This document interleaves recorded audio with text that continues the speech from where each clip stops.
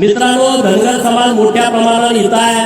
धनगर समाजाचा हा साहेब संघर्षाचा काळ आहे. एका बाजूला तुम्ही आमची सगळी कामं केली, पण आरक्षणाच्या बाबतीमध्ये सुप्रीम कोर्टामध्ये आणि राज्य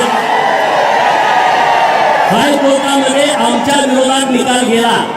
आमच्या लोकांना एवढाच विश्वास आहे की एकनाथजीराव शिंदे साहेब आणि देवेंद्र फडणवीस साहेब काय ना काय यामधून मार्ग काढतील. हा आम्हा सगळ्यांना विश्वास आहे ना.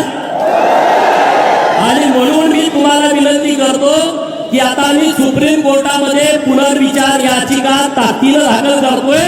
सरकार म्हणून तुम्ही आमच्या सोबत ठामपणे उभं राहावं एवढी विनंती मी सगळ्या महाराष्ट्रातल्या तमाम धनगर समाजाच्या वतीनं आपल्याला करतोय. Like, subscribe, click on the bell.